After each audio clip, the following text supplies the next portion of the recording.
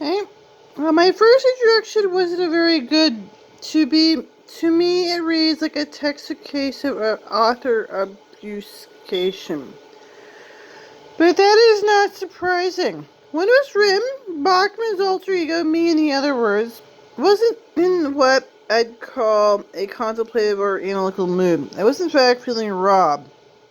Bachman was never created as a short-term alias, supposed to be there for a long haul, and when my name came out in connection with this, I was surprised, upset, and pissed off. That's not a state of conducive to good essay writing. This time I may do a little better. Probably the most important thing I can say about Richard Bachman is that he became real. Not entirely. So writing. Poor writer made all these books, became real. Of course, he said with a nervous smile, not writing is delusive state. Except, well, maybe I am. Delusion is after something written writers of fiction. Try to encourage your readers, at least during the time that the book or story is open before them. The writer is hardly immune to state, what should I call it? How does directed delusion sound? At any rate, Richard Bachman began his career not as a delusion, as a sheltered place where I could publish a few early works which I felt readers might like. It began to grow, become alive. Creatures of writers' imagination so frequently do. Began to imagine his life as a dairy farmer, his wife, the beautiful Claudia Inez Bachman, solitary New Hampshire morning, sent milking the cows. Getting the word, thinking of his stories and every evenings.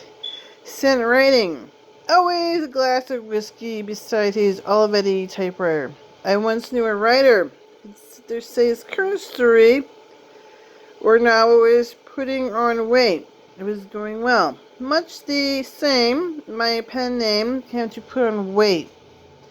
Then when I covered was blown, Richard Bachman died. Made light of us a few interviews felt required to give to the subject, see that he died of cancer, pseudonym, but it was actually shock that killed him.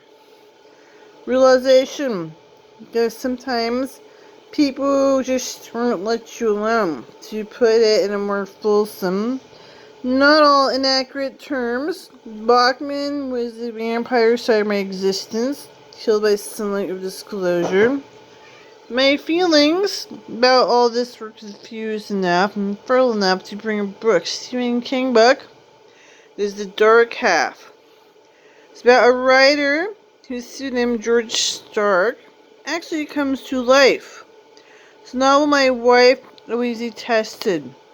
Perhaps for Thad Beaumont, the dream of being a writer overwhelms the reality of being a man. For Thad, delusive thinking overtakes rationality completely with horrific consequences. So I actually have that problem though. Really, I put Bachman aside, though I was sorry he had to die. With me dying, didn't say I felt some relief as well. Book in this omnibus, written by a young man who was angry, cynic, and deeply infatuated. The art and craft of writing.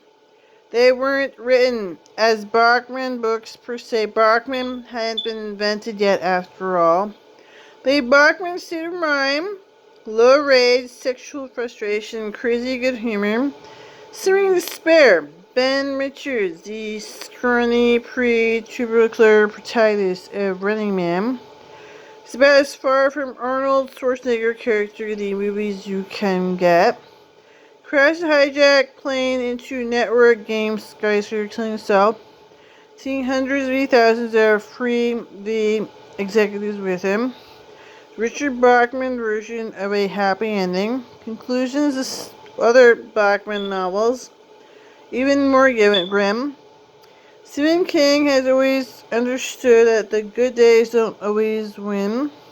See Cujo, Pet Sematary, or perhaps Christine. He's also understood that mostly